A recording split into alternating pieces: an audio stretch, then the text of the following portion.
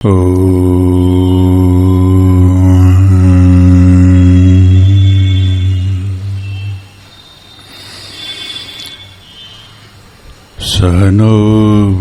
भुनक्तु सहनौ भुनक्तु सह वीर्यं करवावहै तेजस्विनावधीतमस्तु मा विद्विषावहै। ॐ शान्ति शान्ति शान्ति। जननीं शारदा देवी रामकृष्ण जगद्गुरु पादपद्मे तयो स्थित्वा परमामि मुहुर्मुहुः। वेदांत सार का ये 9वां क्लास है, 9th क्लास। बहुत स्लोली हम जा रहे हैं क्योंकि विषय में बहुत से टेक्निकल शब्द है और विषय की कॉम्प्लिकेसी भी है, थोड़ी गहराई है इसमें। और गहराई होने का कारण ये है ये जगत का सर्वश्रेष्ठ ज्ञान ये वेदांत में दिया गया है। इसलिए जितनी ज्ञान की ऊंचाई, जितनी ज्ञान की गहराई, उतनी हमारी समझ को भी गहराई में, इतनी ऊंचाई में ले जाना पड़ता है। आध्यात्मिक जगत में गहराई और ऊंचाई का एक ही अर्थ होता है। तो ये वेदांत सार में एक मैप दिया है कि कैसे आदमी बिगिनिंग से एंड तक जा सकता है। और उसमें एक अधिकारी होता है जो संसार के दुख से, संसार के बंधन से मुक्ति चाहता है। और मुक्ति का कोई एक अधिकार प्राप्त करके गुरु के पास में जाता है। ऐसा व्यक्ति को प्रमाता बोलते हैं। प्रमाता माने जो ज्ञान की इच्छा रखने वाला, प्रमा की इच्छा रखने वाला को प्रमाता बोलते हैं। तो गुरु के पास में जब जाएगा तो गुरु कैसा उपदेश देगा, कैसे उपदेश देगा? संसार के दुख से दुखित, संसार के बंधनों से जो निज अपने को कारागृह में समझता है, तो गुरु के पास में जाएगा तो सामान्यतः हम लोग जो देखते हैं क्या, राम राम राम राम जपो, पूजा करो, ये करो। नहीं है, यहाँ ऐसी बात नहीं है क्योंकि ये वेदांत है। इसलिए यहाँ ज्ञान को अपनी समग्रता में दिया जाता है। और उस समग्रता के लिए गुरु ने जो बात करनी आरंभ की, जिसके प्रमाण उपनिषद है, ये जगत का स्वरूप जानो, आत्मा का स्वरूप जानो। दर्शन शास्त्र में 4 वस्तु प्रधान रूप से जानने की होती है। एक तो मैं कौन हूं,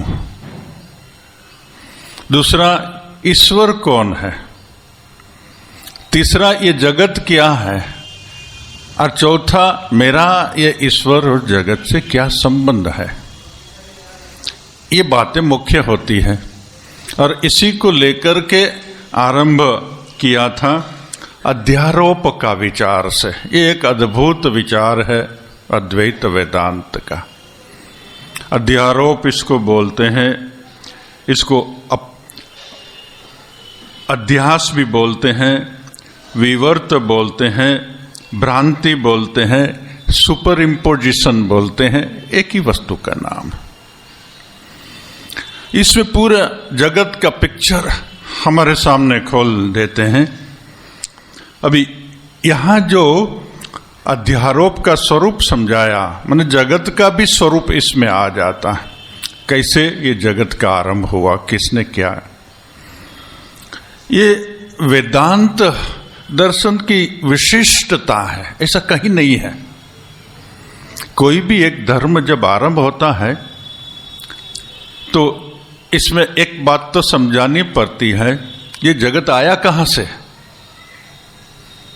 जिस जगत में तुम हो और जिसके कारण से सुख दुख और बंधन है, ये जगत आया कहां से, किसने बनाया ये जगत, वो बनाने वाला कौन है, ये सामान्य प्रश्न होता है। आज जो जगत के दो महान धर्म या तीन धर्म सेमिटिक, इसका सरल सिंपल चाइल्डिश आंसर है, परमात्मा बैठा था, फिर उनको इच्छा हुई मैं सृष्टि की रचना करूं, और 6 दिन तक सृष्टि की रचना करी, एक एक जात का एक एक करके 6 दिन में पूरी सृष्टि की रचना हो गई। 7वां दिन में परमात्मा ने आरंभ किया। ये अत्यंत चाइल्डिश एक एक्सप्लेनेशन दे दिया है, जिसको बहुत श्रद्धा के साथ ये लोग पकड़ के बैठे हैं।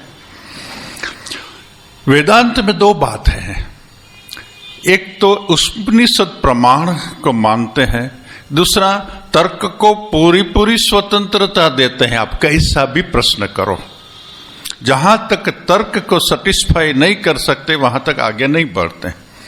अभी ये जो सेमिटिक रिलीजन का आइडिया है, ऐसा आइडिया हमारे भी यहाँ कोई संप्रदाय के अंदर में है। इसमें कुछ प्रश्न उत्पन्न होते हैं कि ये सृष्टि जो भगवान ने बनाई,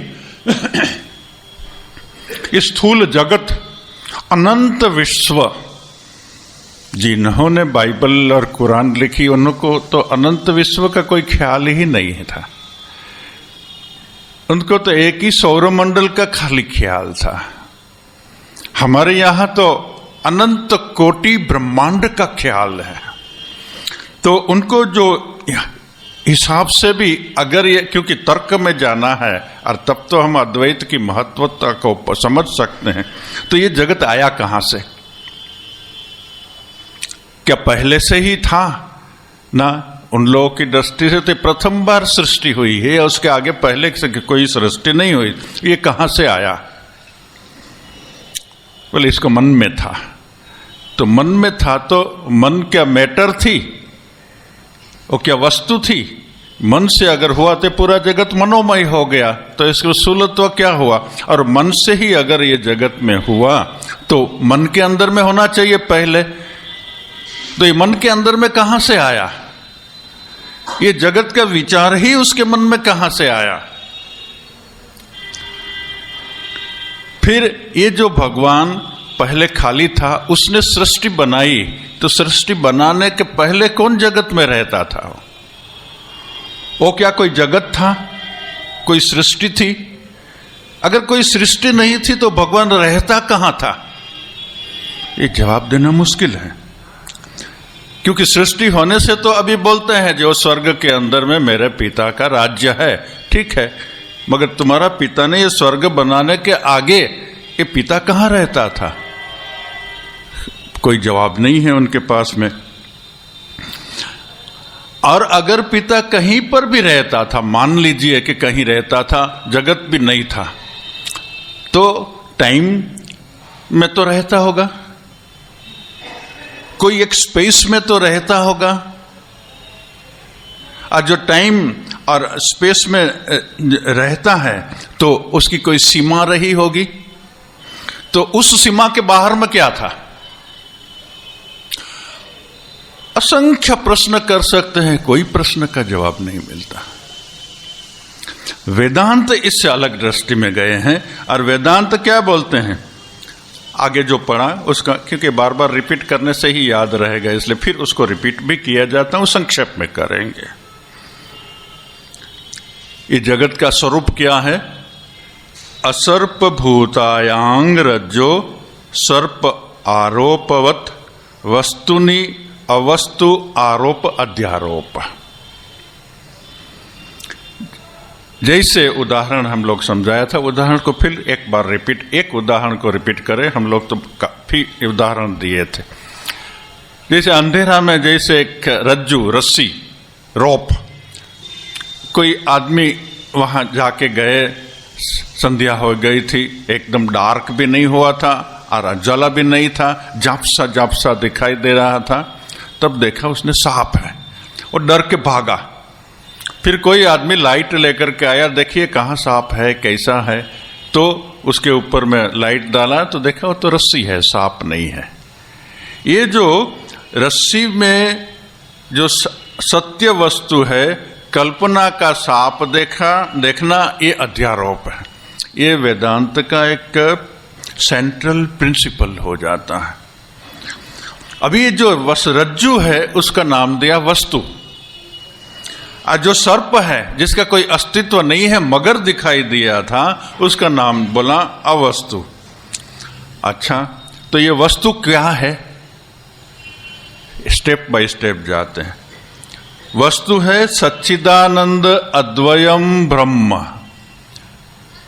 सच्चिदानंद अद्वय परमात्मा ही वस्तु। वस्तु प्राप्ति होय छे, बांग्लाते बोले ने ईश्वर प्राप्ति हुआ है, ईश्वर ही वस्तु, बाकी सब अवस्तु। तो अद्वय सच्चिदानंद अद्वयम ब्रह्म वस्तु, अज्ञान आदि सकल जड़ समूह अवस्तु। अज्ञान और ये समस्त जड़ वस्तु है वो अवस्तु। माने परमात्मा ब्रह्म वस्तु, जगत अवस्तु, ये दो टर्मिनोलॉजी टेक्निकल टर्मिनोलॉजी हुआ। सामान्य रूप में तो हम लोग वस्तु बोलने से जगत की वस्तुएं होती और अवस्तु माने कुछ भी नहीं है, ऐसा अभाव हो जाता। मगर यहाँ यह टेक्निकल टर्म है, इसलिए वस्तु परमात्मा सच्चिदानंद ब्रह्म, अवस्तु माने जगत। ये जो अवस्तु है इसका नाम दिया है अज्ञान। समग्र जगत और जगत की समग्र वस्तु है, उसका नाम दिया है अज्ञान। ये बुक में अज्ञान नाम दिया है। उसको अव्यक्ति भी बोलते हैं, इसको प्रकृति भी बोलते हैं, इसको अविद्या भी बोलते हैं, इसको माया भी बोलते हैं, इसको मूल अविद्या भी बोलते हैं, उसको मूलाविद्या, इसको मूलाज्ञान, मूल अज्ञान भी बोलते हैं। यही है मैटर, ये अज्ञान, matter in its original form. जब कोई मैटर का कोई फॉर्म नहीं हुआ था, तब ये जो ओरिजिनल फॉर्म, इसको नाम दिया है वेदांत में अज्ञान। अच्छा, ये अज्ञान क्या है?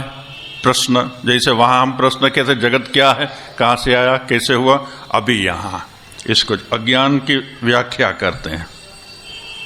अज्ञान का स्वरूप, जगत का स्वरूप, जगत ही अज्ञान। इस अज्ञान का, अज्ञान माने जगत का मूल कारण, सूक्ष्माति सूक्ष्म अव्यक्त स्वरूप से लेकर के अति स्थूल ये पृथ्वी तक का जो पूरा स्पेक्ट्रम है, ये अज्ञान और सकल वस्तु, ये टर्म में ले लिया है। अभी अज्ञान का स्वरूप बताते हैं।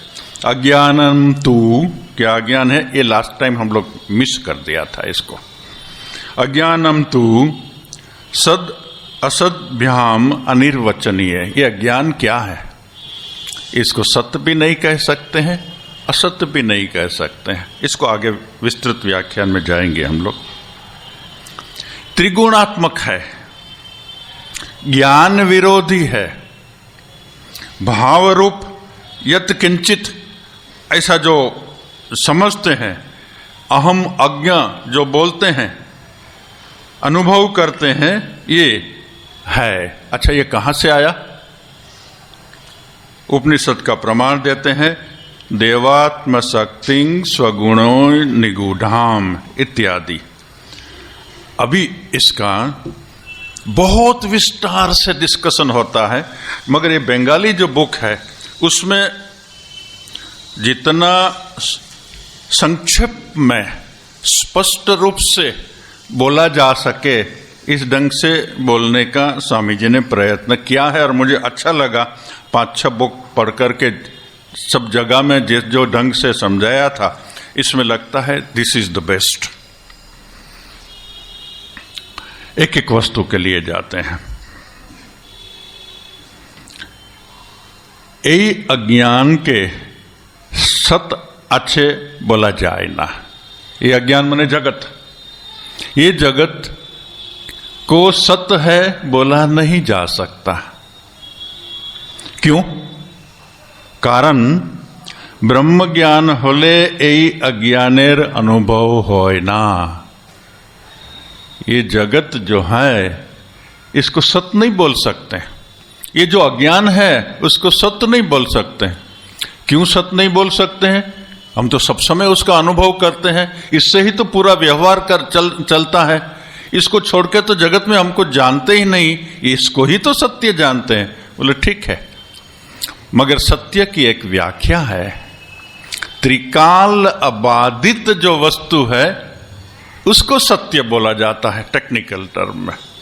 त्रिकाल अबाधित माने जो भूतकाल से बाधित नहीं है, माने भूतकाल में भी था, वर्तमान में भी जो है, भविष्य में भी जो रहेगा, वो त्रिकाल अबाधित हो जाता है। तो ये जगत जिसको अज्ञान बोलते हैं और अज्ञान का सकल कार्य बोलते हैं, ये है तो अनादि, उसका आरंभ नहीं होता। क्योंकि कोई भी वस्तु को अगर आप बोले जो आरंभ हुआ कोई एक समय में, तो उस समय के पहले कहा क्या था? कोई भी वस्तु माने पूरा जगत का आरंभ नहीं दिखा सकते। जैसे सेमिटिक रिलीजन में बोला ये भगवान ने बना दिया तो आरंभ हो गया, यहां इसका कोई आरंभ नहीं है। इसलिए हमारा धर्म में माया को अनादि कहा है, और माया ही अज्ञान और यही जगत, उसका कोई आदि नहीं है। अज्ञान का कोई आदि नहीं है। मगर जब ब्रह्म ज्ञान होता है तब माया विलीन हो जाती है। तब निर्विकल्प समाधि में न तो माया है और न तो जगत है, ज्ञान मात्र है, अज्ञान नहीं है। अज्ञान माने जगत। और उस अवस्था से जब वापिस आता है तब जगत को देखता है, मगर जगत की असत्यता को भी देखता है। जैसे मरु मरीचिका,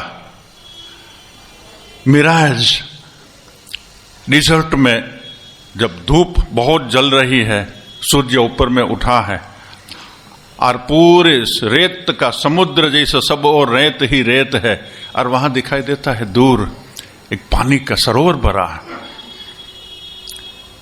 तो मृग मरीचिका भी उसको नाम दिया है। मरीचिका माने पानी। मृग ने देखा, मृग माने हरिण, हरिण ने देखा जो दूर पानी है तो दौड़ के उसके पीछे पीने को गया, मगर वहां जाता है तो पानी तो दूर ही रहता है। जितना दूर जाता है पानी आगे ही आगे ही आगे ही रहता है, पानी हाथ में आता नहीं, मगर दिखाई देता है। जगत ऐसा है। जो ब्रह्मज्ञानी हो गया वो जगत को जैसा है ऐसा ही देखता है, मगर वो जानता है। मृग नहीं जानता था, हम सब मृग है, कुछ हाथ में नहीं आता ये जगत में, फिर भी जगत के पीछे दौड़ते हैं। तो ये जो ब्रह्मज्ञानी हो गया, ये मृग मरीचिका की तरह जगत को देख रहा है, मगर फिर भी ये जगत नहीं है, उसका पूर्ण अनुभव होता है। जगत के साथ में व्यवहार करता है, मगर जगत नहीं है ये भी जानता है। जगत की व्यवहारिक सत्ता को समझता है और उसके साथ में जैसा व्यवहार करना चाहिए ऐसा व्यवहार करता है, मगर इस जगत के साथ में उसका कोई आइडेंटिफिकेशन नहीं। इस जगत में उसका शरीर भी आ गया, इस जगत में उसका मन भी आ गया, इस जगत में उसकी बुद्धि भी आ गई, क्योंकि ये सब जगत का एक पार्ट है। इसलिए वो जानता है मैं शरीर नहीं, मैं मन नहीं, मैं बुद्धि नहीं। ये जब ज्ञान हो गया, इस ज्ञान के समय में, ये ब्रह्म ज्ञान के समय में अज्ञान का विलय हो जाता है, डिसअपियर्स। इसलिए ये त्रिकाल अबाधित नहीं है। ज्ञान के समय में अज्ञान का नाश हो जाता है, जगत का डिसअपियरेंस हो जाता है। इसलिए ये त्रिकाल अबाधित नहीं है, इसलिए सत्य नहीं है, जगत सत्य नहीं है। तो इसके आगे नहीं हो जाए ताके असत नाइयो बोला जाए ना, कारण असत वस्तु जगतेर परिणामी कारण होते पारे ना। अधिकंतु आमी अज्ञ ए रूप अज्ञानेर प्रत्यक्ष अनुभव होय, मैं अज्ञान हूं, ये अनुभव तो हमारा सबका है। अज्ञान हूं माने मैं ब्रह्म को नहीं जानता हूं, मैं अपने आत्मा को, स्वरूप को नहीं जानता हूं। ये मैं नहीं जानता हूं, ये जो ज्ञान है ये तो अज्ञान है, यही अज्ञान है। सत्य और असत एकाधारे होते पारे ना, इसलिए जगत को सत्य भी नहीं बोल सकता है, असत भी नहीं बोलता है। कारण एक ही साथ में सत्य और असत रहना असंभव। इसको फिर से पढ़ेंगे। यही अज्ञान के सत्य अच्छे बोला जाए ना, ये अज्ञान को सत्य है ऐसा बोल नहीं सकते। कारण ब्रह्म ज्ञान होले अज्ञानेर अनुभव होय ना, नहीं हो जाए, क्योंकि ब्रह्म ज्ञान होने से ये अज्ञान का अनुभव नहीं होता है, नहीं है ऐसा हो जाता है।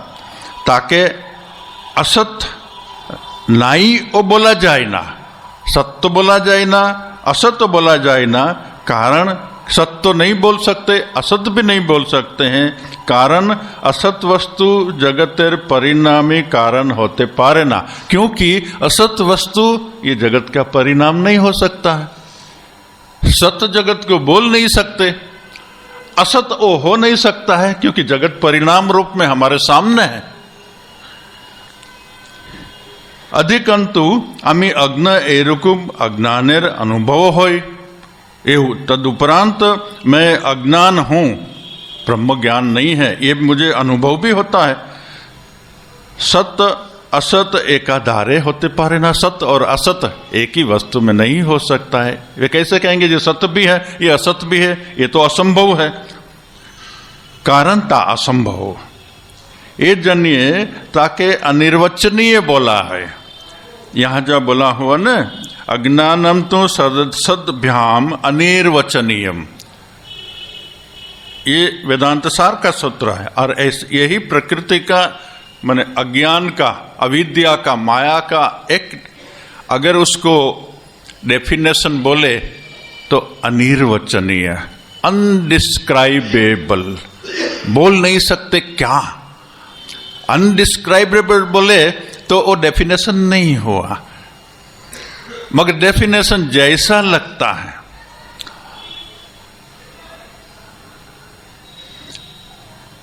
ताकि अनिर्वचनीय बोला है। निर्वचनीय अर्थे कथन, निर्वचनीय अनिर्वचनीय बीच में निर्वचनीय शब्द है। निर्वचनीय माने कथन, कुछ कहना, समझाना, एक्सप्लेन करना, डेफिनेशन देना, ताकि बोला जाए ना। एक रकम ए भावे निरूपण करा जाए ना, यही अविद्या, यही माया ऐसी ही है, ये जगत का स्वरूप ऐसा ही है, बोला नहीं जा सकता, इसलिए अनिर्वचनीय है। बोला जाए ना, अनिर्वचनीय यही अर्थ ही मिथ्या बोला है। जगत में वेदांत में बोलते हैं ब्रह्म सत्य जगत मिथ्या, तो मिथ्या का अर्थ है ये अनिर्वचनीय है, उसका स्वरूप का किसी भी ढंग से बोल नहीं सकते हैं, इसलिए जगत मिथ्या है।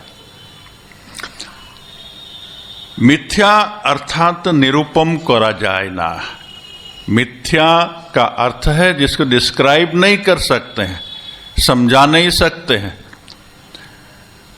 अलिक नहीं माने जो असंभव नहीं है। अलिक का क्या अर्थ होता है?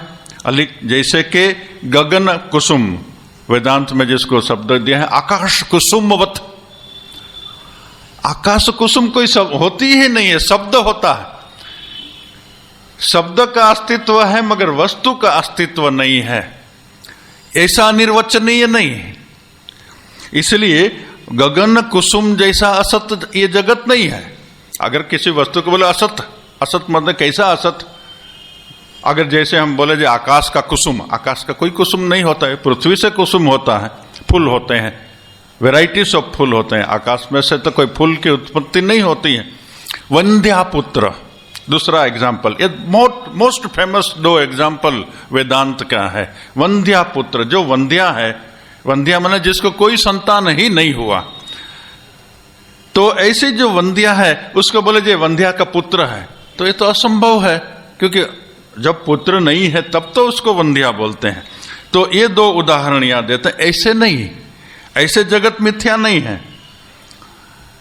जहां शब्द जनित बोध होय किंतु वस्तु सत्ता नहीं, जिसका शब्द जन्य बोध होता है मगर जिसकी वास्तविक सत्ता नहीं है, ऐसा नहीं है। इसको अलिक, इसको बोलते हैं असंभव।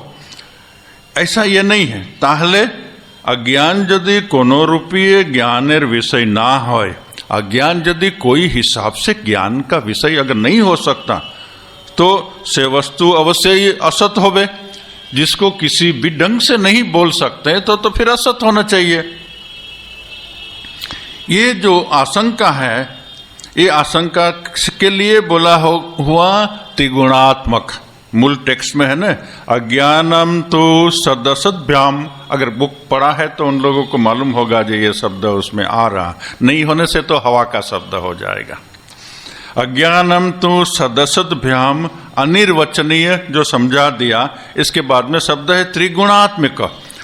तो बोले हैं अगर ये असत नहीं है, सद नहीं है, तो क्या है, कैसे उसको बताए? त्रिगुणात्मक। ये जगत त्रिगुणात्मक, सत्व रजस तमस है। सत्व रज हो तम, ये 3 गुणात्मक, ये 3 गुणात्मक है। अच्छा, ये कहां से बोला आप? प्रमाण क्या है? बिना शास्त्र प्रमाण कोई बात वेदांत में नहीं हो सकती है। तो शास्त्र में लिखा है अजाम एकाम लोहित शुक्ल कृष्णा, श्वेता श्वेतर उपनिषद। अजाम माने जिसका जन्म नहीं हुई ऐसी प्रकृति अव्यक्त, इसके 3 गुण है, लोहित शुक्ल कृष्ण, लाल सफेद और काला, सत्व रजस तमस। ये 3 से पूरा जगत बना है। इसलिए श्वेता से ए रूप श्रुति प्रमाण आचे, ताहले अज्ञान के सत बोला जाए। त्रिगुणात्मक अगर है तो क्या सत्य बोलेंगे उसको? त्रिगुणात्मक हो गया तो सत्य तो इंडिकेशन कर रहा है जो सत्य हो गया ना, ताओ नहीं। देखिए एक कैसे तर्क जाता है, इसीलिए बोलते हैं श्रेष्ठ ज्ञान है ये। सब और से जांच कर लेते हैं और फिर आपको एक निष्कर्ष देते हैं जो कैसा है ये। ताहले अज्ञान सत्य बोला जाए तो फिर अज्ञान को सत्य बोलेंगे? ताओ नहीं, ऐसा नहीं है। कारण ज्ञान विरोधी। क्यों सत्य बोलने से नहीं होगा? क्योंकि ज्ञान विरोधी है, ब्रह्म ज्ञान का विरोधी है। ज्ञान विरोधी बोला होय छे। ब्रह्म ज्ञान होले अज्ञान और तार कार्य ए समग्र सृष्टि बोध थाके ना। ब्रह्म ज्ञान होने से अज्ञान और इसकी ये समग्र सृष्टि का बोध नहीं रहता है, इसलिए उसको असत्य बोलते पारा जाए ना, सत्य बोलते पारा जाए। जहां एक काले आछे बोले बोध होय, भिन्न काले नहीं, ता सत्य नोय। जो एक काल में है और दूसरे काल में नहीं है वो सत्य नहीं है। 3 काल में अबाधित सत्य नहीं। ताहले असत्य बोला जाक ना, ताओ बोला जाए ना। कारण ताहले आकाश आदि क्रमे ए विराट सृष्टि कृभावे होलो। अगर वो सत्य नहीं तो क्या ये असत बोल सकते हैं? नहीं। तो फिर ये आकाश इत्यादि ये सृष्टि कैसे आ गई? बड़ा कॉम्प्लिकेटेड, मगर फिर स्पष्ट भी हो जाएगा। सृष्टि परिणामी कारण अज्ञान। ये सृष्टि जो है उसका परिणाम जो हुआ, ये परिणाम का कारण अज्ञान। ताहले ताके सत्य और असत बोला जाक ता असंभव। तो फिर क्या उसको सत्य और असत बोलेंगे? नहीं, वो भी असंभव है। एक ही वस्तु एक ही काले सत और असत उभय रूपे होते पारे ना। आगे भी बोला, एक ही वस्तु एक ही काल में सत्य और असत ये दोनों रूप से नहीं हो सकती। कारण ज्ञानेर अभाव के अज्ञान बोला जेते पारे।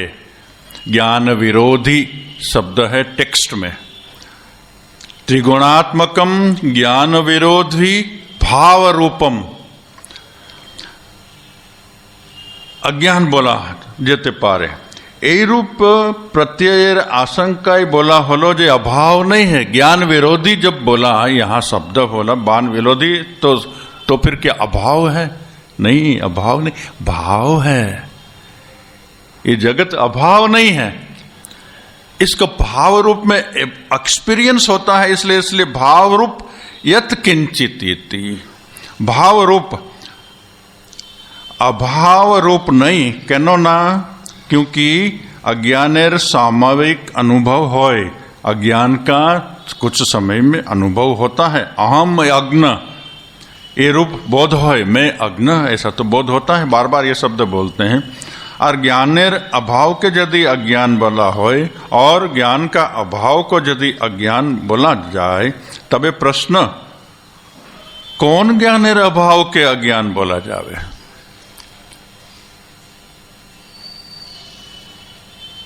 कारण ज्ञान शब्दे 3 रकम भावे शास्त्र बोला होय छे।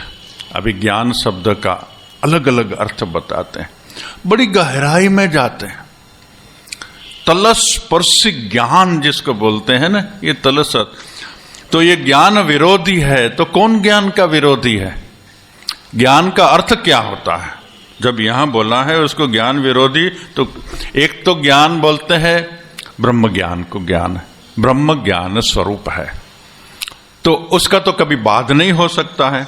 यहां वो बोलते हैं ज्ञान शब्द निये नंबर 1 3 अर्थ उसका बताया। ज्ञान शब्द नित्य चैतन्य परमात्मा के बोझाए।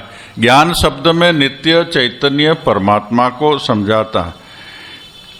एर अभाव होते ही पारे नहीं, इसका अभाव कभी नहीं होता है। परमात्मा का ज्ञान का, परमात्मा का ज्ञान या आत्मा का ज्ञान, आपको कभी ये अनुभव हो सकता है जो आप नहीं।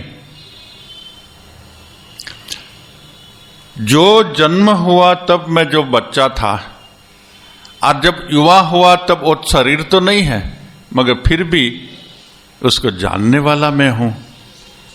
पूरा शरीर चेंज हो गया मगर जानने वाला हूं। जब मैं बूढ़ा हो गया तब उसको भी जानने वाला।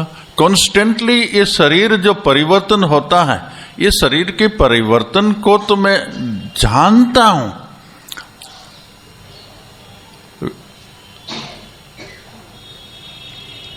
आगे एलोपैथी साइंस में बोलते थे, आजकल बोलते हैं कि नहीं, मालूम नहीं। मगर मैं एक बार हमारा ईटानगर का कॉन्फ्रेंस में ये बात उठाई थी तो कोई डॉक्टर ने उसका ऑब्जेक्शन नहीं लिया था। और वो है कि हमारा शरीर में सेल्स कॉन्स्टेंटली मर रहा है और कौन सेल्स कॉन्स्टेंटली नया जन्म रिप्लेस हो रहा है। आप जब ब्लड किसी को देते हैं तो 90 डेज में जितना ब्लड दिया था वो फिर रिप्लेस हो जाता है। तो रिप्लेस वो कॉन्स्टेंटली होता रहता है। और ऐसे ही पूरा शरीर का जितने भी टाइप का सेल्स है वो सब रिप्लेस होता है। कॉन्स्टेंटली डाइंग एंड कॉन्स्टेंटली जन्म होना, टेकिंग बर्थ, ये प्रोसेस ही हमारा शरीर है। अविरत जन्म और अविरत मरण, ये शरीर का प्रोसेस है। तो उस साइंस के हिसाब से बोलते हैं 7 साल के अंदर में हमारा शरीर का पूरा सेल्स बदली हो गया। 7 साल के पहले आप जो थे वो भी आप नहीं है, आपके शरीर में भी कुछ भी नहीं, मगर फिर भी आप अपने को तो मैं हूं, उसमें तो कभी चेंज नहीं हुआ। दुखी होने पर भी मैं, सुखी होने पर भी मैं, बच्चा होने पर भी मैं, ये मैं कभी नहीं जाता है। वो अनंत काल से उस मैं को लेकर के ही जन्म मरण सुख दुख इत्यादि चला आता। वह जो मैं है, जो शरीर से आइडेंटिफाई नहीं है, अहंकार से आइडेंटिफाई नहीं है। जो साक्षी है, जो देखने वाला है, वह मैं हूं, वह ज्ञान है। वहां मैं ऐसा भी नहीं है, वो तो प्रकाश मात्र है, इसलिए चित्त है। उस प्रकाश में ये शरीर रूपी पिक्चर जब आता है तब वहां ज्ञान होता है जो मैं। जैसे सिनेमा का पर्दा होता है, तो सिनेमा का पर्दा में तो कुछ भी नहीं है, मगर यहां एक प्रकाश इस ढंग से आया जो एक मनुष्य का शरीर दिखाई देता है, एक घर का आकार दिखाई देता है, जो कुछ नहीं है, मगर जिसका आधार में, जिसका बैकग्राउंड में जो वस्तु दिखाई देती है वो सदा रहती है। वो नहीं होने से वस्तु नहीं दिखाई देती। अगर सिनेमा का पर्दा नहीं है, आकाश में फेंक दो प्रोजेक्शन, तो कुछ नहीं दिखाई देगा। ऐसे ही जितना भी ज्ञान हमारा अहंकार से लेकर के समग्र जगत का जो ज्ञान हमको हो, ज्ञान का प्रकाश जो होता है, ये प्रकाश के हिसाब से, ये ज्ञान के हिसाब से, ये मैं इसीलिए मैं ज्ञान स्वरूप है, वृत्ति स्वरूप नहीं जानना। वृत्ति को भी प्रकाशित करने वाला जो प्रकाश है, इस प्रकाश को ज्ञान बोला है।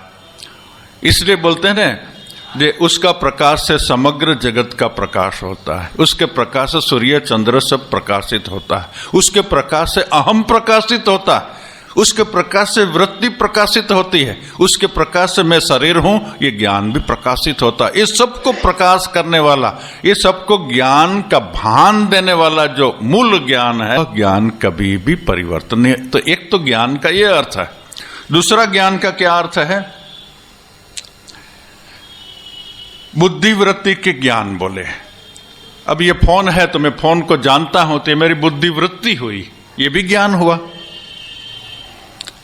वस्तु का वृत्ति के द्वारा, मन के द्वारा जो ज्ञान होना, वो बुद्धि वृत्ति है। तो ये वस्तुओं का ये सापेक्ष ज्ञान हुआ। और वह जो ज्ञान आत्मा का सदा रहता है, वो निरपेक्ष ज्ञान है, वो किसी की अपेक्षा नहीं करता है।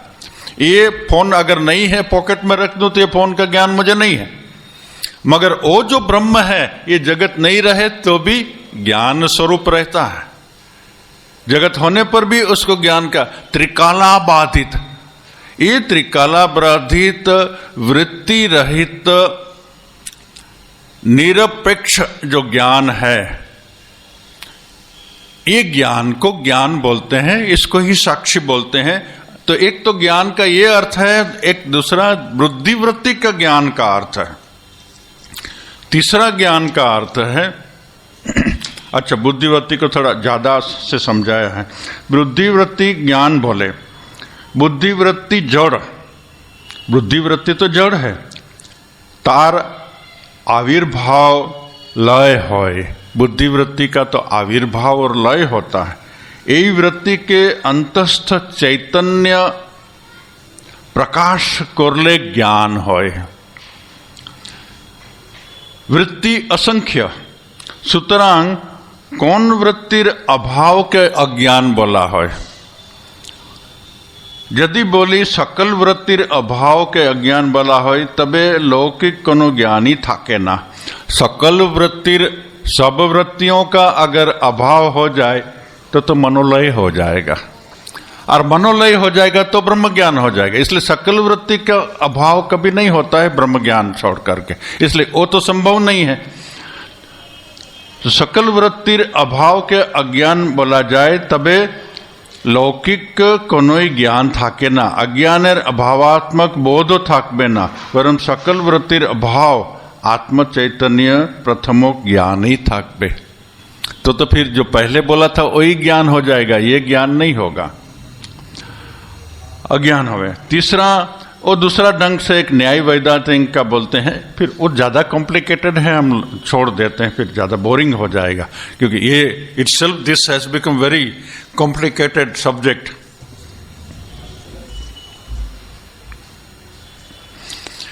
तो ये अज्ञान का स्वरूप बताया है। यत किंचित इत्यादि, अहम अज्ञ इत्यादि, देवात्म शक्ति स्वगुणा निधानम। इसमें जो अंतिम है उसको मैं बोलता हूं, ये जो अज्ञान है, कोई प्रमाण के द्वारा प्रमाणित नहीं किया जा सकता है। इसलिए बोलते हैं अविद्यार यही लक्षण जे से प्रमाण के सह्य करते पारे ना। अविद्या का ये एक लक्षण है जो प्रमाण को सह्य नहीं कर सकता है, प्रमाण के द्वारा प्रमाणित नहीं किया जा सकता है, क्योंकि अनिर्वचनीय है। यदि ता पारतो तबे तो वस्तु सत्य हो जेतो, तले तो सत्य हो जेतो, प्रमाण के द्वारा प्रमाणित अगर किया जा सकता।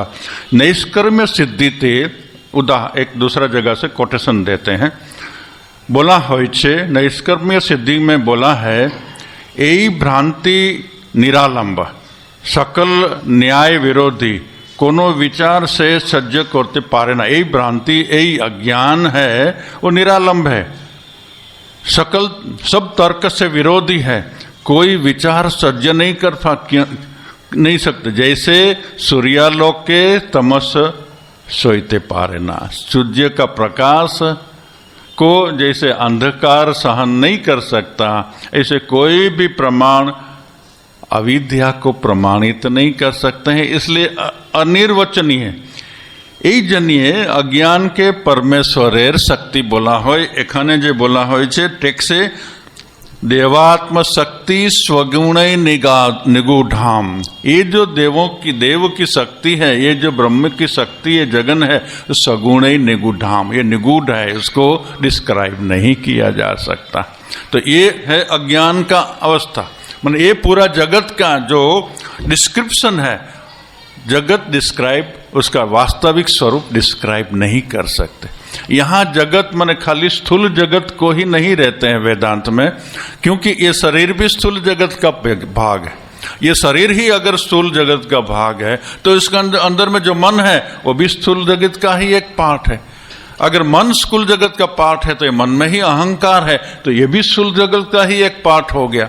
अगर अहंकार भी स्थूल जगत का पार्ट है तो ये अहंकार तो आत्मस्वरूप से अज्ञान है, इसलिए अहंकार भी ये स्थूल जगत का पार्ट हो गया। इसका मतलब जो अज्ञान है वो सूक्ष्माति सूक्ष्म, ये पूरा विराट जो व्यापार समष्टि प्रपंच, ये वेदांत का दूसरा एक शब्द है। ये पूरा जगत को प्रपंच बोलते हैं। ये प्रपंच का सूक्ष्मतम कारण वो अविद्या, और उसका प्रथम जो फिर मॉडिफिकेशन होगा अहंकार, जिसके द्वारा फिर जगत को हम जानते हैं।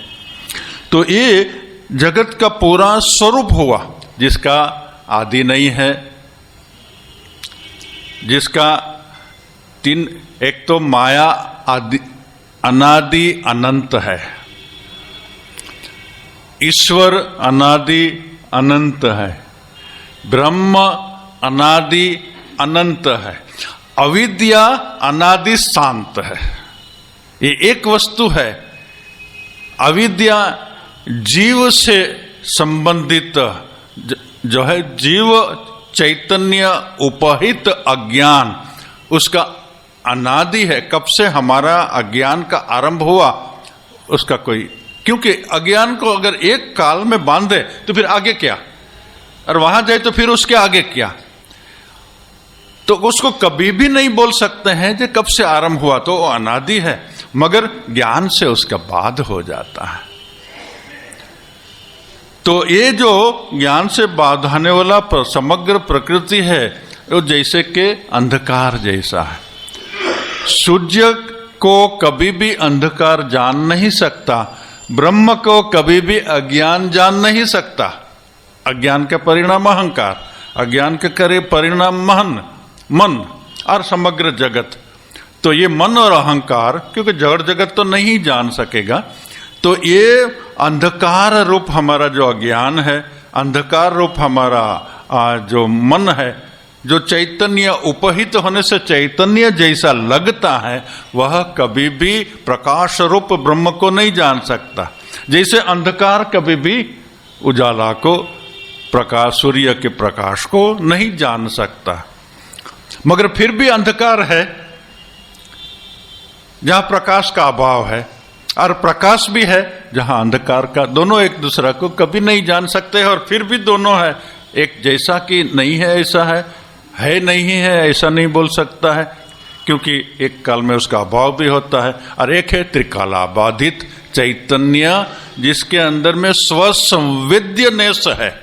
प्रकृति में, अविद्या में स्वसंवेद्यनेस नहीं है, स्वचेतना नहीं है, मगर ब्रह्म में स्वचेतना है। वह स्वचेतना क्या, ये अभी जहां तक हम अज्ञान में है कभी हमको नहीं मालूम पड़ेगा वो स्वचेतना क्या है। अभी हम जब स्वचेतना होने से हमारा देह से आइडेंटिफाइड हुआ जो अहंकार है वही चेतना हम, इसलिए चेतना को हम लोग बोल सकते हैं शारीरिक चेतना, प्राणिक चेतना, मानसिक चेतना, अहम चेतना, आनंद चेतना। ये सब चेतना सापेक्ष है। ये सब चेतना से परे जब चला जाता है, ये सब चेतना जो है वो वही चेतना से उपहित होके, ये उपहित बड़ा इंपॉर्टेंट शब्द है, ये उस चेतना से उपहित होके ये सब चेतना में चेतन जैसा लगता है, इसलिए क्षणिक आनंद भी उसमें मिलता है, क्षणिक सुख भी मिलता है। मगर वहां जब पार चला जाएगा चेतना में, वो आत्म चेतना स्वसंवेद्य आत्म जागृत, ये जब होगा तो इसमें ये जगत नहीं है, उसका अपना एक अलग से अस्तित्व है। उस अस्तित्व को पाना वह मनुष्य जीवन का ध्येय है। खाली 3 लाइन एक्सप्लेन कर सके, मगर ये बंगाली में अच्छा है, जो बंगाली पढ़ सकते हैं इसको पढ़ सकते हैं। कठिन है, मगर कठिन भी पढ़ लेने से उसका भी एक लाभ है, क्योंकि स्वामी जी बोला है, स्वामी विवेकानंद बोला है कि जो रामकृष्ण की धारा में है वो ज्ञान जानेगा, ज्ञान योग को जानेगा, भक्ति योग को जानेगा, कर्म योग को जानेगा, सब योग को, चारे योगों का समन्वय। तो चारों योगों का समन्वय करने से ये जो ज्ञान योग है क्या है वो जानना होगा।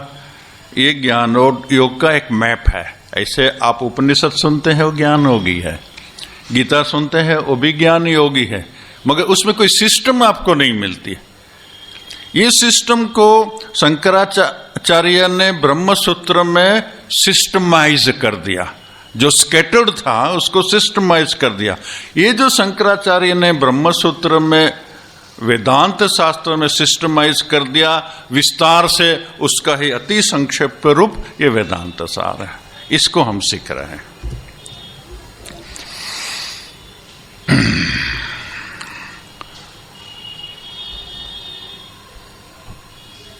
ओम पूर्णमदः पूर्णमिदं पूर्णात् पूर्णमुदच्यते पूर्णस्य पूर्णमादाय पूर्णमेवावशिष्यते। ओम शांति शांति शांति। हरि ओम तत्सत्। श्री राम कृष्णार्पणमस्तु।